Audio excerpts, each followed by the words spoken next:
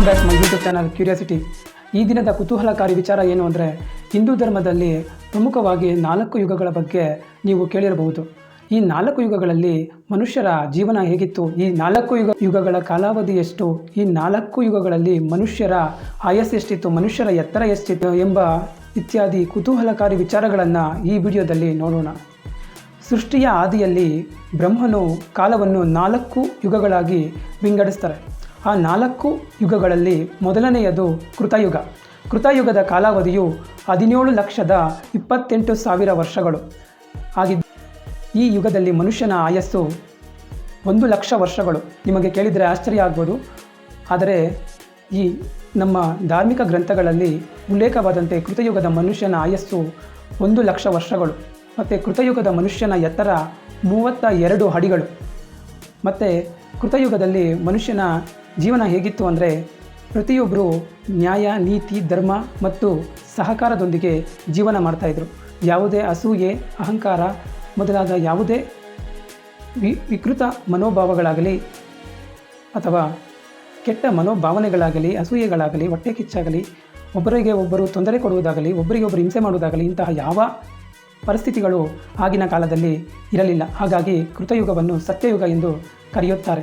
ಈ ಯುಗದಲ್ಲಿ ಮನುಷ್ಯನು ಸತ್ಯವನ್ನು ಹೇಳುತ್ತಿದ್ದನು ಮತ್ತು ಸತ್ಯವಾಗಿ ಬದುಕುತ್ತಿದ್ದನು ಮತ್ತು ಯಾರಿಗೂ ತೊಂದರೆ ಕೊಡುವಂತಹ ಮನಸ್ಥಿತಿಯನ್ನು ಹೊಂದಿರಲಿಲ್ಲ. ತಾನು ಸಂತೋಷವಾಗಿ ಬದುಕ್ತಾ ಇದ್ದನು ಮತ್ತು ಇತರರಿಗೂ ಸಂತೋಷವಾಗಿ ಬದುಕಲು ನೆರವಾಗುತ್ತಿದ್ದನು. ಹಾಗಾಗಿ ಈ ಯುಗವು ಯುಗಗಳಲ್ಲಿ ಅತ್ಯಂತ ಶ್ರೇಷ್ಠವಾದ ಯುಗ ಎಂದು ಹೇಳಬಹುದು. ಈ ಯುಗದಲ್ಲಿ ಧರ್ಮವು 4 ಪಾದಗಳ ಮೇಲೆ ನಿಂತಿದ್ದು, ಪುಣ್ಯವು 100%ರಷ್ಟಿತ್ತು. ಎಂದರೆ ಈ ಯುಗದಲ್ಲಿ ಪ್ರತಿಯೊಬ್ಬರೂ ಪುಣ್ಯಜೀವಿಗಳಾಗಿದ್ದರು ಮತ್ತು ದೇವರನ್ನು ಸ್ಮರಿಸುತ್ತಾ ಧರ್ಮಯುತವಾದ ಜೀವನವನ್ನೇ ನಡೆಸುತ್ತಿದ್ದರು. ಮತ್ತು ಎರಡನೆಯ ಯುಗ ಯಾವುದೆಂದರೆ ತ್ರೇತಾಯುಗ. ತ್ರೇತಾಯುಗದ ಕಾಲಾವಧಿಯು 12,96,000 ವರ್ಷಗಳು. ಅಂದರೆ ಈ ಯುಗವು ಯುಗಗಳಲ್ಲಿಯೇ ಎರಡನೆಯ ಅತ್ಯಂತ, ಎಂದರೆ ಈ ಯುಗವು ಯುಗಗಳಲ್ಲಿಯೇ ಎರಡನೆಯ ಅತ್ಯಂತ ದೊಡ್ಡ ಯುಗ ಎಂದು ಹೇಳಬಹುದು. ಈ ಯುಗದಲ್ಲಿ ಬದುಕಿದ್ದ ಮನುಷ್ಯನ ಎತ್ತರ 20ರಿಂದ 25 ಅಡಿಗಳವರೆಗೂ ಇರ್ತಾಯಿತ್ತು. ಮತ್ತು ಈ ಯುಗದ ಮನುಷ್ಯನ ಆಯಸ್ಸು ಸುಮಾರು 10,000 ವರ್ಷಗಳ ಕಾಲ ಈ ಯುಗದ ಮನುಷ್ಯರು ಬದುಕುತ್ತಿದ್ದರು. 10,000 ವರ್ಷಗಳ ಕಾಲ ಮನುಷ್ಯರು ಬದುಕುತ್ತಿದ್ದಾರೆ ಎಂದರೆ ನಿಮಗೆ ಆಶ್ಚರ್ಯವಾಗಬಹುದು. ಆದರೆ ನಮ್ಮ ಧಾರ್ಮಿಕ ಗ್ರಂಥಗಳಾದ ಲಿಂಗ ಪುರಾಣದಲ್ಲಿ ಈ ಯುಗಗಳ ಬಗ್ಗೆ ವಿವರವಾದ ಮಾಹಿತಿಯನ್ನು ಬರೆಯಲಾಗಿದೆ. ಆ ಗ್ರಂಥದ ಪ್ರಕಾರ ಹೇಳುವುದಾದರೆ, ತ್ರೇತಾಯುಗದ ಮನುಷ್ಯನ ಆಯಸ್ಸು 10,000 ವರ್ಷಗಳು. ತ್ರೇತಾಯುಗದಲ್ಲಿ ಧರ್ಮವು 3 ಕಾಲಿನ ಮೇಲೆ ನಿಂತಿತ್ತು. ಎಂದರೆ ಧರ್ಮವು 75% ಇದ್ದು, ಅಧರ್ಮವು 25% ಇತ್ತು. ಮತ್ತು ಅಧರ್ಮವು ಈ ಯುಗದಲ್ಲೇ ಚಿಗುರೊಡೆಯಿತು ಎಂದು ಹೇಳಬಹುದು. ಉದಾಹರಣೆಗೆ, ಈ ಯುಗದಲ್ಲಿ ರಾಮಾಯಣ ನಡೆದಂತಹ ಯುಗ ಈ ತ್ರೇತಾಯುಗವಾಗಿದೆ. ಈ ಯುಗದಲ್ಲಿ ರಾವಣನಲ್ಲಿ ಇದ್ದಂತಹ ಅಧರ್ಮವನ್ನು ರಾಮನು ಯುದ್ಧ ಮಾಡುವ ಮೂಲಕ ರಾವಣನನ್ನು ಕೊಂದು ಧರ್ಮಸ್ಥಾಪನೆಯನ್ನು ಮಾಡುತ್ತಾನೆ. ಮತ್ತು ಈ ಯುಗದಲ್ಲಿ ಅಲ್ಪ ಪ್ರಮಾಣದಲ್ಲಿ ಅಸೂಯೆ, ಹೊಟ್ಟೆಕಿಚ್ಚು ಮತ್ತು ಇತರರನ್ನು ಕಂಡು ಸಹಿಸದೇ ಇರುವಂತಹ ಗುಣಗಳು ಅಲ್ಪ ಪ್ರಮಾಣದಲ್ಲಿ ಚಿಗುರೊಡೆಯಿತು ಎಂದು ಹೇಳಬಹುದು. ಮೂರನೆಯ ಅತ್ಯಂತ ಪ್ರಮುಖವಾದ ಯುಗವೆಂದರೆ ದ್ವಾಪರ ಯುಗ. ಈ ದ್ವಾಪರ ಯುಗವು 8,64,000 ವರ್ಷಗಳ ಅವಧಿಯನ್ನು ಹೊಂದಿದ್ದು, ಈ ಯುಗದ ಮನುಷ್ಯನ ಎತ್ತರ 11ರಿಂದ 12 ಅಡಿಗಳವರೆಗೆ ಇತ್ತು. ಮತ್ತು ಈ ಯುಗದ ಮನುಷ್ಯನ ಆಯಸ್ಸು 1000 ವರ್ಷಗಳಿಗೆ ಬಂದಿಳಿಯಿತು. ಮತ್ತು ಈ ಯುಗದಲ್ಲಿ ಮನುಷ್ಯನಲ್ಲಿ ಅತಿಯಾದ ಆಸೆ, ದುರಾಸೆ, ಅತಿಕ್ರಮಣ ಮತ್ತು ಎಲ್ಲ ಸುಖಭೋಗಗಳು ತನಗೆ ಬೇಕು ಎಂಬ ಅಭಿಲಾಷೆಗಳು ಹುಟ್ಟಿದವು. ಇದಕ್ಕೆ ಉದಾಹರಣೆಯಾಗಿ ನಾವು ಮಹಾಭಾರತವನ್ನು ನೋಡಬಹುದು. ಮತ್ತು ನಂತರದ ಯುಗ ಯಾವುದೆಂದರೆ ಕಲಿಯುಗ. ಈಗ ನಾವು ವಾಸವಾಗಿರುವ ಯುಗವೇ ಕಲಿಯುಗ. ಈ ಕಲಿಯುಗದ ಅವಧಿ ಎಷ್ಟು ವರ್ಷಗಳು ಎಂದರೆ 4,32,000 ವರ್ಷಗಳು. ಈ ಯುಗದ ಮನುಷ್ಯನ ಆಯಸ್ಸು 100 ವರ್ಷಗಳು. ಮತ್ತು ಈ ಯುಗದಲ್ಲಿ ಮನುಷ್ಯನ ಎತ್ತರ 5ರಿಂದ 6 ಅಡಿಗಳು ಅಷ್ಟೇ. ಈ ಕಲಿಯುಗದಲ್ಲಿ ಧರ್ಮವು 1 ಕಾಲಿನ ಮೇಲೆ ನಿಂತಿರುತ್ತದೆ.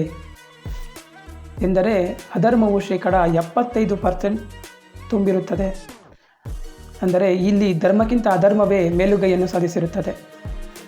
ಈ ಕಲಿಯುಗದಲ್ಲಿ ನಾವು ಈಗ ಪ್ರಸ್ತುತ ದಿನಗಳಲ್ಲಿ ನೋಡ್ತಾ ಇರ್ತಕ್ಕಂಥ ಎಷ್ಟೋ ವಿಚಾರಗಳನ್ನು ಮೊದಲ ಪ್ರಾಚೀನ ಗ್ರಂಥಗಳಲ್ಲಿ ಬರೆದು ಇಡಲಾಗಿದೆ. ಈ ಕಲಿಯುಗದಲ್ಲಿ ಸ್ವತಃ ತಾಯಿಯೇ ತನ್ನ ಮಗುವನ್ನು ಭ್ರೂಣದಲ್ಲೇ ಕೊಲ್ಲುತ್ತಾಳೆ ಎಂದು ಬರೆಯಲಾಗಿದೆ. ಅಂತಹ ಘಟನೆಗಳನ್ನು ನಾವು ಪ್ರಸ್ತುತ ದಿನಗಳಲ್ಲಿ ಕಾಣುತ್ತಾ ಇದ್ದೇವೆ.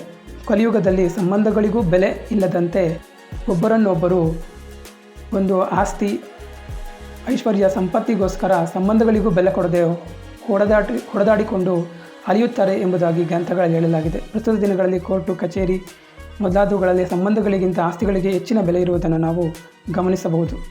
ಮತ್ತು ಈ ಯುಗದ ಅಂತ್ಯದಲ್ಲಿ ಭಗವಾನ್ ಶ್ರೀ ವಿಷ್ಣುವು ಕಲ್ಕಿಯ ಅವತಾರವನ್ನು ಎತ್ತಿ ಧರ್ಮವನ್ನು ಸಂಸ್ಥಾಪಿಸುತ್ತಾನೆ ಎಂಬುದಾಗಿ ನಮ್ಮ ಹಿಂದೂ ಧರ್ಮ ಗ್ರಂಥಗಳಲ್ಲಿ ಹೇಳಲಾಗಿದೆ.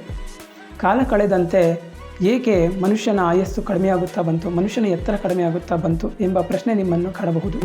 ಮನುಷ್ಯನ ಅತಿಯಾಸೆ, ದುರಾಸೆ ಮೊದಲಾದವುಗಳು ಹೆಚ್ಚಾಗುತ್ತಾ ಬಂದಿರುವುದರಿಂದ ಅವನ ಎತ್ತರ, ಆಯಸ್ಸು ಮೊದಲಾದವುಗಳಲ್ಲಿ ಇಳಿಕೆಯಾಗಿದೆ ಎಂದು ಧರ್ಮಗ್ರಂಥಗಳಲ್ಲಿ ಹೇಳಲಾಗಿದೆ. ನಿಮಗೆ ನನ್ನ ಈ ಮಾಹಿತಿ ಇಷ್ಟವಾಗಿದ್ದಲ್ಲಿ ದಯವಿಟ್ಟು ನಮ್ಮ ವಿಡಿಯೋವನ್ನು ಲೈಕ್ ಮಾಡಿ, ಶೇರ್ ಮಾಡಿ ಮತ್ತು ನಮ್ಮ ಚಾನಲನ್ನು ತಪ್ಪದೇ ಸಬ್ಸ್ಕ್ರೈಬ್ ಮಾಡಿ. ನಿಮ್ಮ ಬೆಂಬಲವಿದ್ದರೆ ಇದೇ ತರಹದ ಇನ್ನಷ್ಟು ಉತ್ತಮ ವಿಡಿಯೋಗಳನ್ನು ಮಾಡುವಂಥ ಪ್ರಯತ್ನವನ್ನು ಮಾಡುತ್ತೇನೆ ಎಂದು ಹೇಳುತ್ತಾ ಈ ಮೀಟಿಂಗ್ ನೆಕ್ಸ್ಟ್ ವಿಡಿಯೋ ಅಂತ ಬಾಯ್.